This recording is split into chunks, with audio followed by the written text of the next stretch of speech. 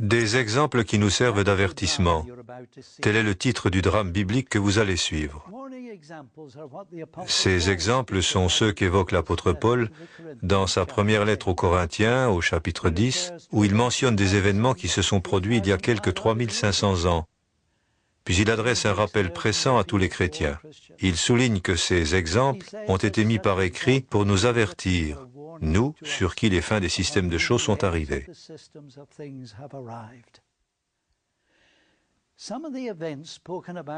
Certains événements dont parle Paul sont relatés en nombre au chapitre 25. Le drame que vous allez voir les fera revivre sous vos yeux. En fait, de nombreux Israélites ont mal réagi face à une épreuve cruciale juste avant l'entrée en terre promise. Nous aussi, nous sommes sur le point de franchir une frontière, sur le point d'hériter les promesses qui nous ont été faites. Quelles leçons pouvons-nous tirer de ces exemples du passé? Suivez avec attention le déroulement du drame. Ensuite, nous prendrons quelques instants pour évoquer les domaines de notre vie dans lesquels nous devons être particulièrement vigilants si nous ne voulons pas perdre la faveur de Dieu.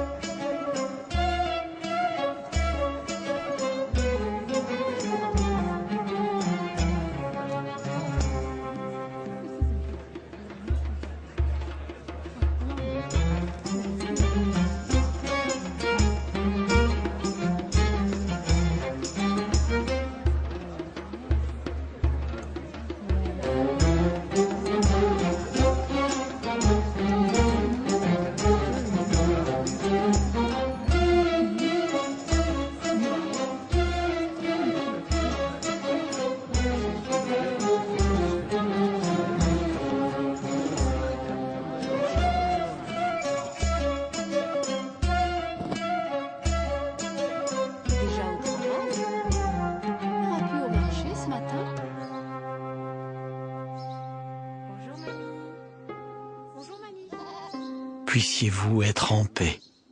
Je me présente, je m'appelle Yamin. Je suis un Israélite de la tribu de Siméon. Je vis en terre promise depuis 60 ans, mais je suis né dans le désert au temps de Moïse, pendant les 40 années d'errance. À vrai dire, par moments je me suis demandé si nous habiterions un jour dans ce beau pays que Jéhovah avait promis à Abraham. Comme je suis heureux d'avoir été témoin de la réalisation des promesses divines.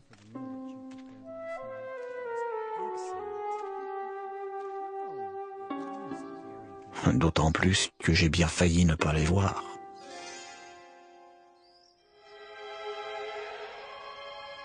Vous savez, le désert avait été très éprouvant. Mais pour moi, le plus dur a été, juste avant de traverser le Jourdain pour prendre possession du pays, nous étions dans les plaines de Moab.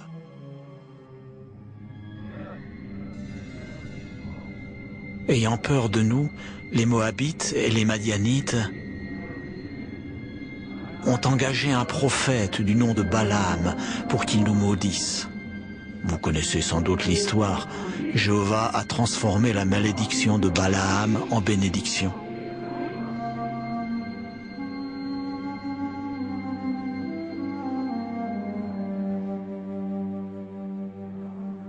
Mais Balaam était rusé. Il avait compris que Jéhovah ne laisserait aucune nation nous détruire. Par contre, il savait que nous irions nous-mêmes à la destruction si nous perdions la faveur de Jéhovah en devenant infidèles. Il a donc suggéré aux Moabites et aux Madianites un stratagème qui leur a plu. Nous ne savions pas ce qu'ils complotaient. Mais j'ai bien failli me laisser entraîner dans une affaire qui a fait beaucoup de victimes. Je m'en souviens comme si c'était hier. C'était pourtant il y a 60 ans. Je n'avais alors que 20 ans. Et là, sur le rocher, c'est moi.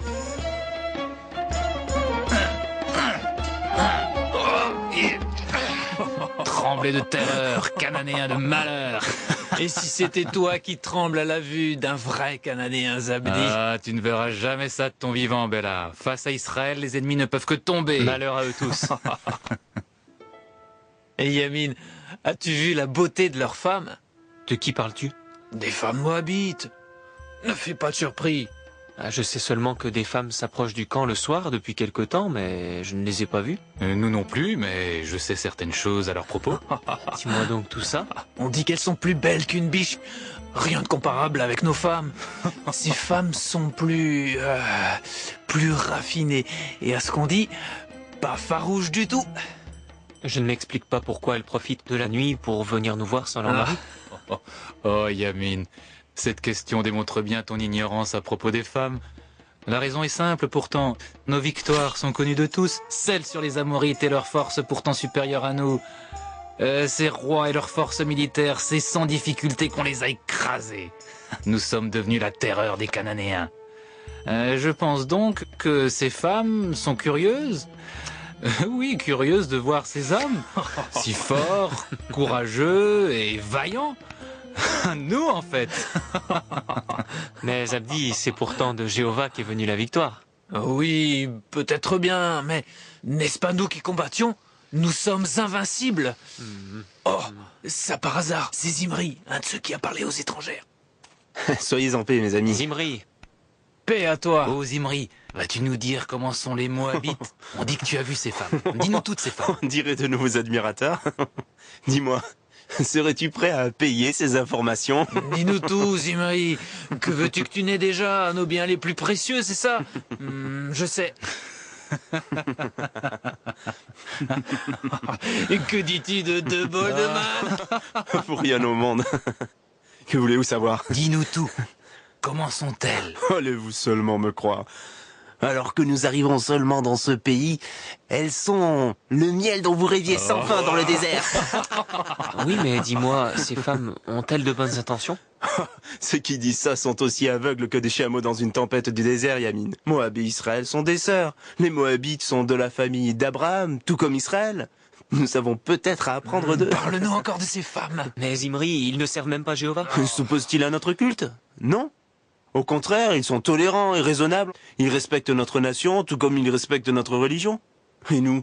Nous devrions-nous pas être tolérants et raisonnables? Ils sont pour nous des exemples. Et ne nous ont-ils pas offert du pain et de l'eau quand les autres refusaient? Ils l'ont négocié avec nous.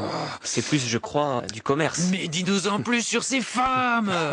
Et puis alors, ils nous ont approvisionnés en pain ou non? C'est une preuve de bonne volonté. Pour moi, c'est la volonté de Jéhovah que nous collaborions. Qui sait? Un échange de bons procédés.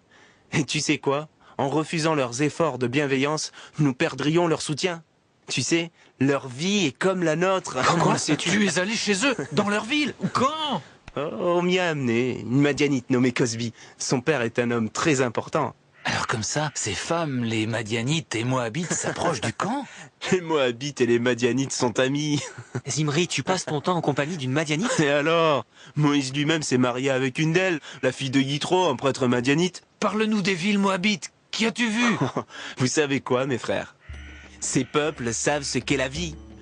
Ils ont une vie joyeuse, tout comme nous, ils aiment la nourriture et le vin, la musique et le luxe. Ah, c'est comme ça, je pense, que le peuple d'Israël vivait en Égypte.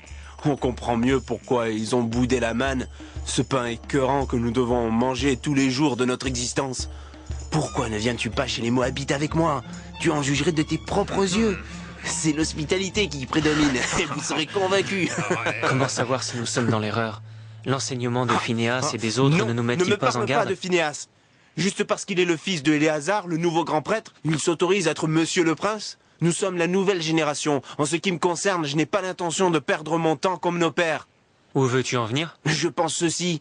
Nos grands-parents ont écouté Moïse et Aaron. Pour quel résultat? Au revoir le luxe d'Égypte, bonjour le vœu de pauvreté dans le désert, et c'est dans cette misère qu'ils sont morts. Aaron est mort, et Moïse va bientôt en faire autant. Alors ce qui me préoccupe, c'est une meilleure vie tout de suite. Moi aussi. Moi aussi. Devenons de bons voisins. Ne dites pas ça. Nos grands-parents ont été rebelles contre Jéhovah. C'est la raison de leur mort dans le désert. Zimri, tu crois vraiment judicieux de se mêler avec ce peuple? Nous n'adorerons jamais leur Dieu. Yamin, tout ce sable dans le désert t'a fait complètement perdre la tête. Dis-moi donc, Jéhovah a-t-il dit à Moïse qu'il chasserait les Moabites de devant nous? Non. A-t-il dit qu'il chasserait les Madianites? Je suppose Les que seuls non. peuples qu'il demande de chasser sont les Amorites, les Cananéens, les Hittites, les Florigites et les... J'étais déconcerté. C'est avec ceux-là que- Le raisonnement de Zimri au sujet des Moabites semblait logique à ce moment-là. Ni les Moabites, ni les Madianites ne sont concernés. Mais Phinéas nous met en garde contre Moab. Cette intolérance est futile. J'ai ceci à lui demander. Si les Moabites sont si méchants et si dangereux à fréquenter, pourquoi donc Jéhovah a précisément demandé d'éviter de les attaquer? Pose-lui donc cette question à ton ami Phinéas. Aucune idée. Tu as peut-être raison. Il avait l'air si sûr de lui. Il avait réponse à tout. Mais son attitude me gênait. Il était si arrogant, direct et catégorique.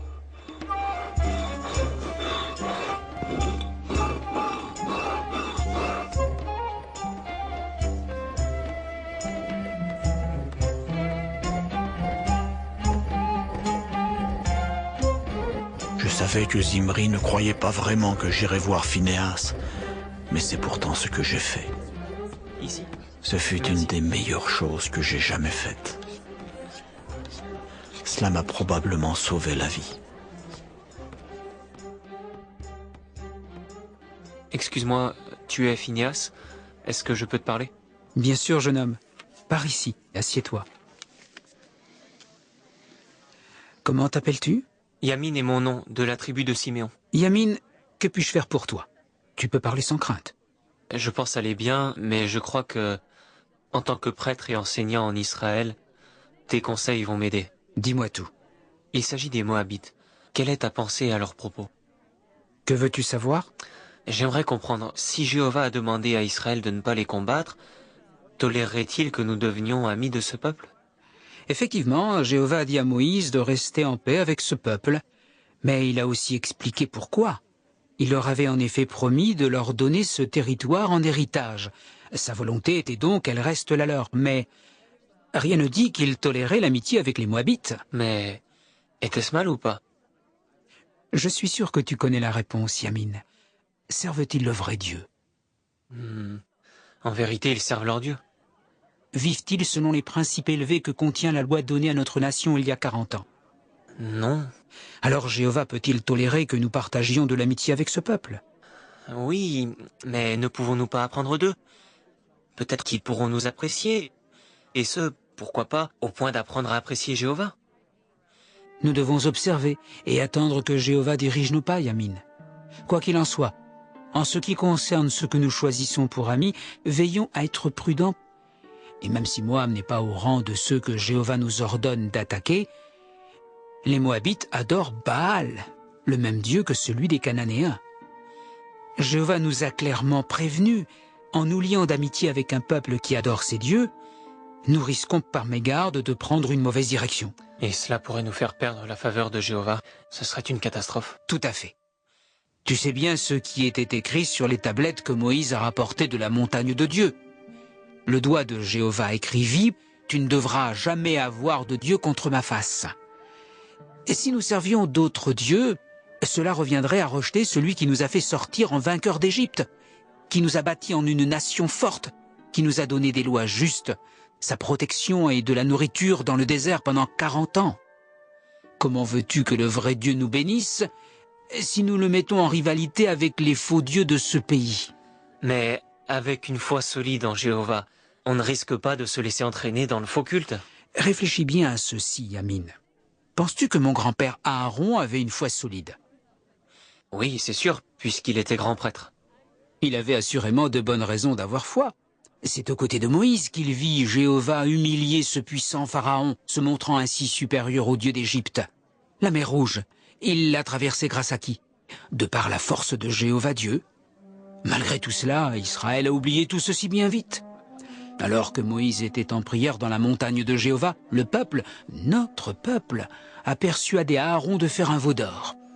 Et ils se sont mis à préparer une fête soi-disant pour Jéhovah, un festin grandiose. Que fit le peuple? Il se prosterna devant cette idole. Beaucoup se sont éloignés de Jéhovah en se prosternant et ont perdu la vie. Peux-tu être plus clair? Ma pensée est la suivante. Si Aaron a pu être entraîné dans une histoire pareille par son peuple, le peuple qui avait vu les miracles de Jéhovah en Égypte, combien plus pouvons-nous être entraînés à faire le mal par ceux qui ne connaissent pas du tout Jéhovah? Il nous faut donc rejeter toute personne qui mettrait en danger notre culte pour Jéhovah. Réfléchis un peu à tout ce qui est en jeu, Yamin. Suivre Jéhovah et ses lois est pour nous synonyme de bénédiction, tant morale que matérielle pour la nation. Nous sommes plus que jamais au seuil de la terre promise à nos ancêtres depuis l'Égypte.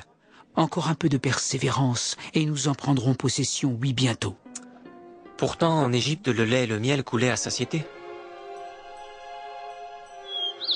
Du lait et du miel, mais aussi des concombres, des pastèques, des poireaux, des oignons et de l'ail.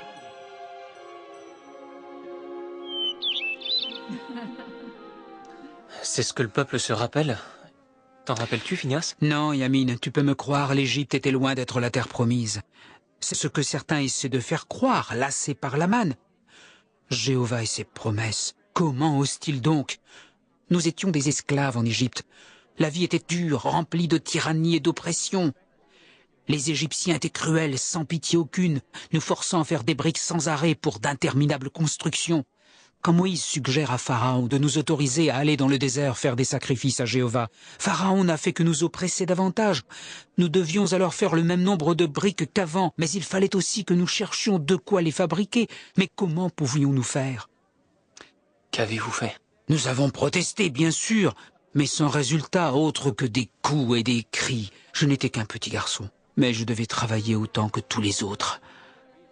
Je me souviendrai toujours de Haï. C'était mon meilleur ami. Il était épuisé à force de travailler.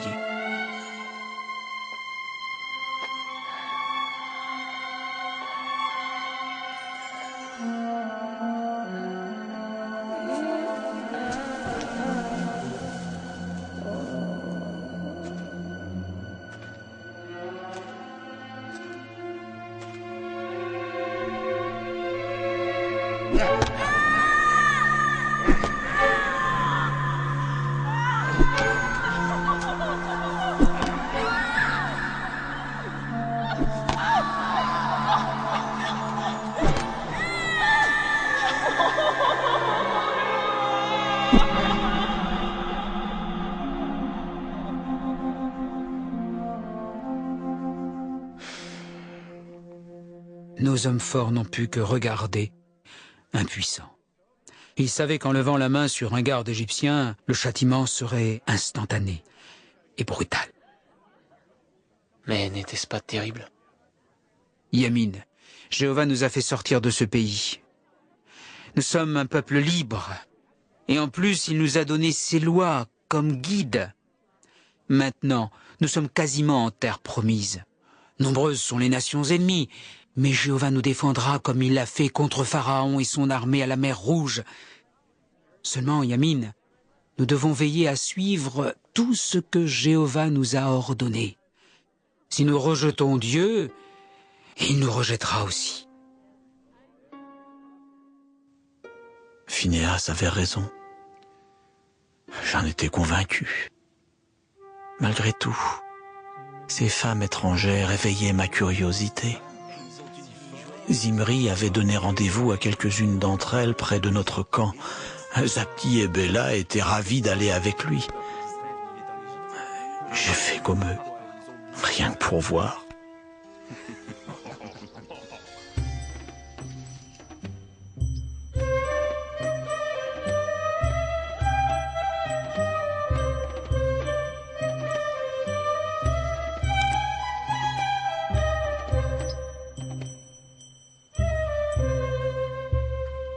Cosby, il fait presque nuit. Tu es sûr que ces hommes israélites vont bien venir? Je pourrais le parier.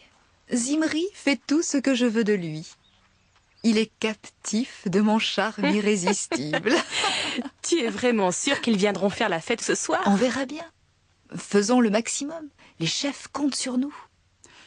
Si nous les amenons à transgresser leurs lois sur la sexualité, ou s'ils nous suivent dans notre culte pour Baal, leur Dieu Jéhovah va les combattre. Il va détruire leur nation tout entière. Nous n'aurons même pas besoin de bouger le petit doigt contre eux. Alors, tout ce qu'ils ont sera pour nous. Leurs femmes sont couvertes d'or et d'argent, et leurs vêtements sont magnifiques. Après ces 10 plaies, les Égyptiens ont eu si peur qu'ils ont donné aux Israélites tout ce qu'ils voulaient. Tout cela sera bientôt à nous. Si nous réussissons, nous recevrons une récompense généreuse. Quelle victoire ce sera pour Baal. Je n'arrive pas à croire qu'ils aient une loi qui leur interdise de coucher avec une femme sans être marié avec elle. Un peu strict, non? Ça promet d'être un défi intéressant à relever, non? Mais sans difficulté pour nous. Ces hommes ne connaissent rien du tout aux femmes et au plaisir. De ce que m'a dit Zimri, ils n'ont qu'un seul aliment depuis qu'ils sont enfants. C'est ce qu'ils appellent la manne. Oui, ils ont beaucoup de progrès à faire. Ils fondent à la vue d'un bon melon.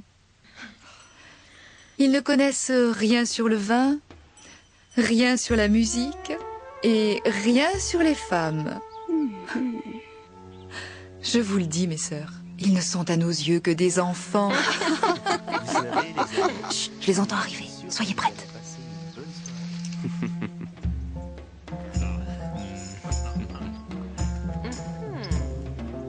Zimri, mon homme fort.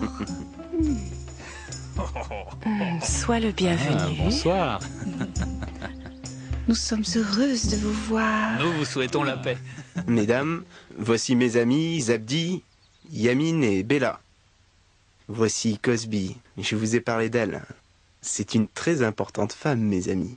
Elle est de la lignée d'un chef de clan. Et toi aussi, tu es le fils d'un chef. Dis-moi, Zimri, tes amis ont l'air aussi forts que toi. Ce n'est pas étonnant que les peuples de Canaan tremblent devant vous. Ça c'est vrai que ce sont des hommes robustes. Tes amis vont-ils se joindre à la fête de ce soir, Zimri? Tu vas venir. Tu as promis. Nous y serons. Mes amis, allons-y ensemble. Beaucoup de nos frères y seront. Oui, venez. Vous serez bien accueillis chez nous. Avec du vin et de délicieux mets et de la musique. Je sens que ça me plaît. Et vous? Moi aussi ça me plaît. Tu viens, Yamin? Je ne sais pas. Cousin, as-tu peur de ces femmes? C'est faux. Tu as peur de moi, Yamin? As-tu senti la douceur de cette peau? Dis-moi, est-ce que vos femmes ont des mains expertes comme nous? Ça va être fantastique. Ton Dieu n'a-t-il pas promis de vous donner le meilleur de ce pays? Et si je m'occupais de toi? Laisse-moi être ton guide et vois combien je vais me montrer douce. Je ne sais pas. Je ne veux en aucun cas déplaire à mon Dieu Jéhovah. Jéhovah, tu es nos grands-parents, souviens-toi. Veux-tu mourir toi aussi? Joins-toi à nous pour cette fête. Arrête de dire n'importe quoi.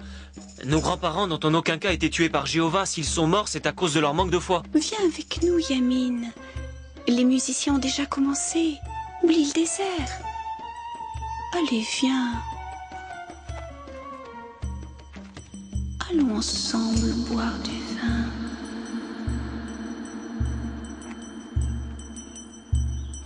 Non, laissez-moi. Pourquoi, Yamin? Je ne t'intéresse pas?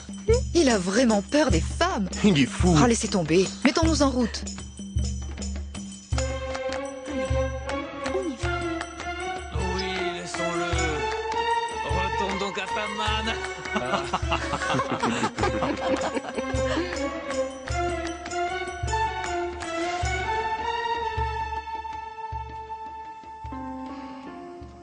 J'ai eu beaucoup de mal à ne pas les suivre. J'avais vraiment envie de m'amuser.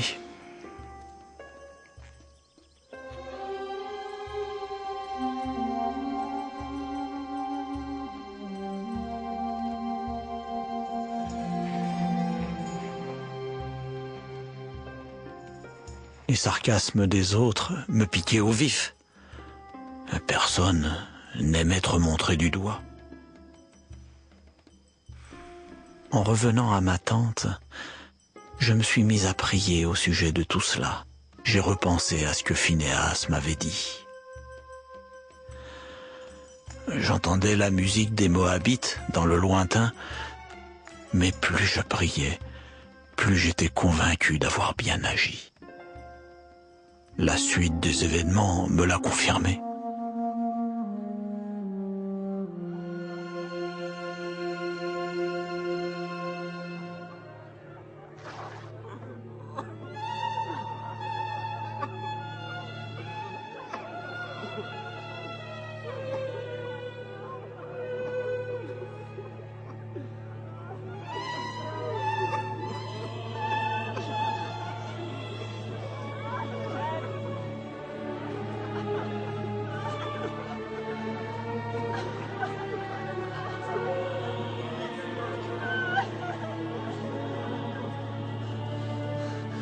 Que s'est-il passé?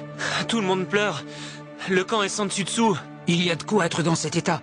Jéhovah est entré en fureur contre notre peuple. Mais pourquoi? Des hommes sont allés au campement moabite et ont eu des relations sexuelles avec leurs filles. Ils se sont même prosternés devant leur Dieu. Quelle ingratitude après tout ce que Jéhovah a fait pour ce peuple.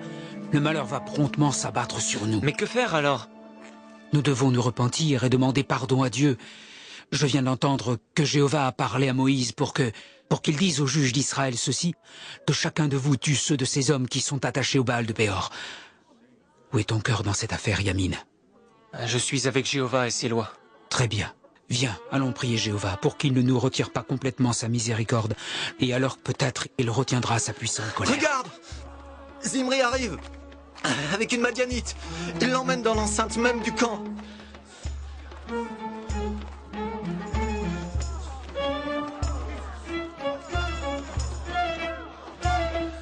Regardez Zimri, il vient sans honte, ça ne dérange pas de défier Jéhovah lui-même? Donne-moi cette lance, je ne tolérerai pas ceci.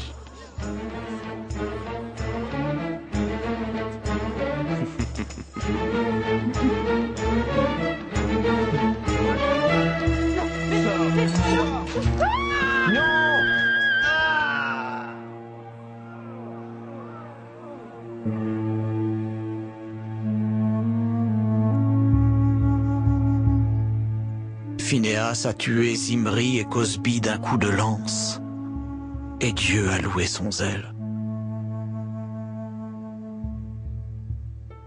Jéhovah n'a pas exterminé notre nation, mais 24 000 Israélites sont morts ce jour-là.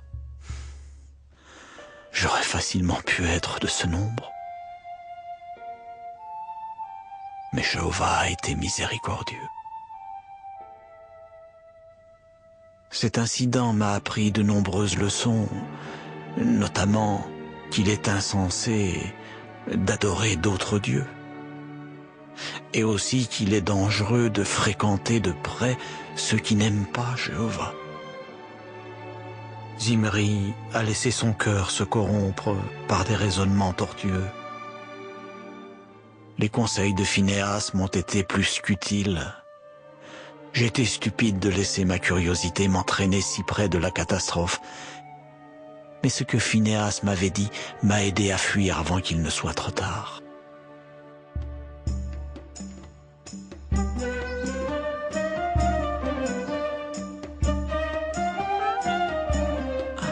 Viens ici, donne-la-moi s'il te plaît. Oh, regarde-moi ça.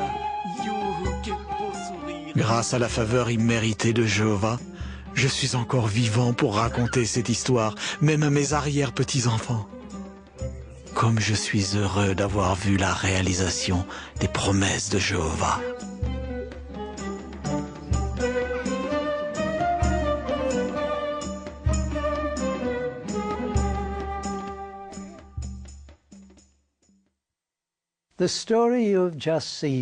L'histoire que vous venez de suivre contient un avertissement clair pour notre époque.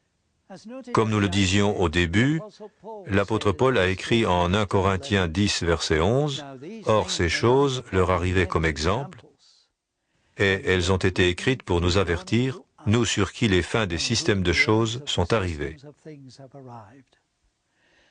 Paul ajoute au verset 12 que celui qui pense être debout prenne garde de ne pas tomber. Aussi, aucun de nous ne devrait jamais faire peu de cas de ces précieuses relations avec Jéhovah. Au contraire, nous devrions être conscients que notre fidélité à Dieu est mise à l'épreuve. Comment cela? Satan cherche de manière sournoise à nous amener à désobéir à Jéhovah et à perdre sa faveur. Le drame a montré comment la fidélité d'Israël a été mise à l'épreuve dans 4 domaines: l'état d'esprit, le choix des fréquentations, les principes moraux et le culte.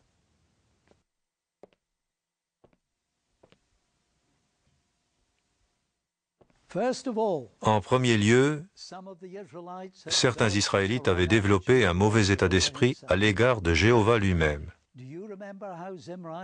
Vous rappelez-vous comment Zimri considérait la manne que Jéhovah leur procurait? Il la trouvait écœurante. Il aurait pourtant dû savoir qu'avant lui déjà, des Israélites rebelles avaient qualifié la manne de pain méprisable et que le châtiment divin avait été immédiat et sévère. Aujourd'hui, l'exemple de Zimri nous rappelle que nous ne devons jamais adopter un état d'esprit critique envers Dieu et les dispositions théocratiques. Le verset 9 nous avertit « Ne mettons pas Jéhovah à l'épreuve.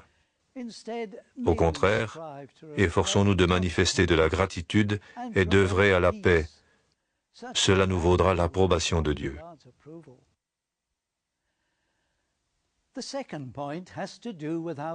Le deuxième aspect concerne le choix de nos fréquentations. Vous rappelez-vous la conversation entre Yamin et Phinéas à propos des Moabites? Yamin a demandé si quelque chose s'opposait à l'amitié avec les Moabites.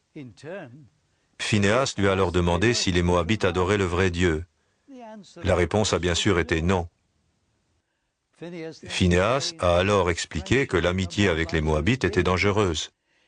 Elle risquait d'entraîner les Israélites à commettre le mal et à rompre leur relation avec Dieu.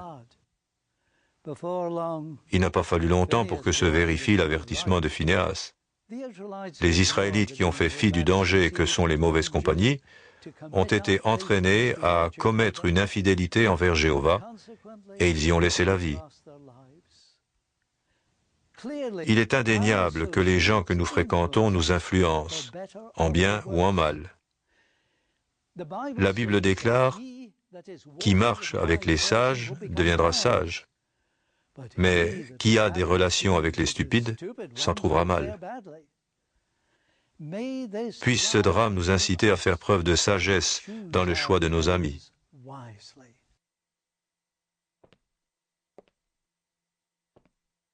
Le troisième domaine concerne les principes moraux. De mauvaises compagnies ont amené Zimri et ses amis à commettre un péché grave. Ils ont commencé à avoir des relations immorales avec les filles de Moab, ce qui a provoqué la colère de Jéhovah.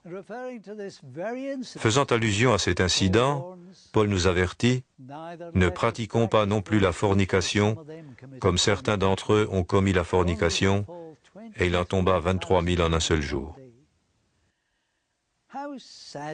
Qu'il est triste de voir de nos jours encore des serviteurs de Dieu se laisser entraîner dans l'immoralité. Et quel est souvent le premier pas menant à ce péché?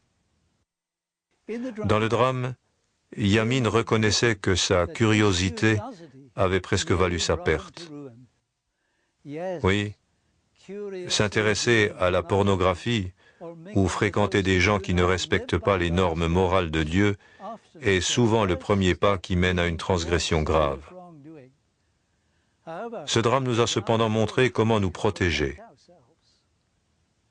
Quand Yamin a été tenté, il a réagi en se disant qu'il ne voulait en aucun cas déplaire à Jéhovah. Il est encourageant de constater que le peuple de Dieu en général manifeste aujourd'hui le même désir sincère que Yamin.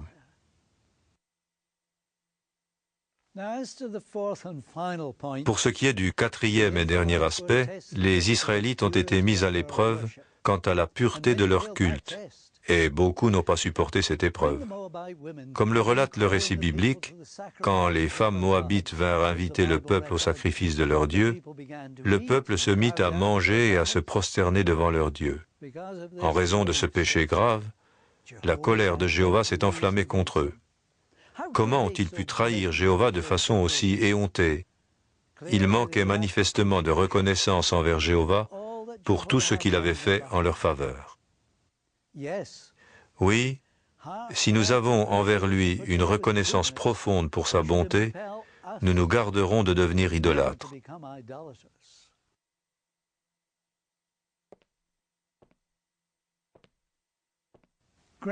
Bien sûr, il est peu probable que l'un de nous en arrive un jour à adorer des idoles au sens littéral.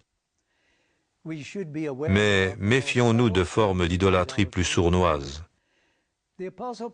En Colossiens 3, verset 5, l'apôtre Paul nous fait comprendre que nous pourrions devenir un idolâtre en laissant nos désirs égoïstes nous empêcher d'adorer Jéhovah de toute notre âme. Soyons donc résolus à nous prémunir contre ce danger en vouant à Jéhovah un attachement exclusif. Les exemples qui nous servent d'avertissement, évoqués dans ce drame, nous rappellent que notre fidélité à Dieu est mise à l'épreuve. Mais nous pouvons tous préserver notre foi dans les 4 domaines dont nous venons de parler. Comment? Nous invitons instamment tous les vrais chrétiens à prendre à cœur les leçons qui se dégagent des exemples cités dans la parole de Dieu. Fortifiez vos précieuses relations avec Jéhovah et assurez ainsi votre présence dans la terre promise où vous conduit Jéhovah.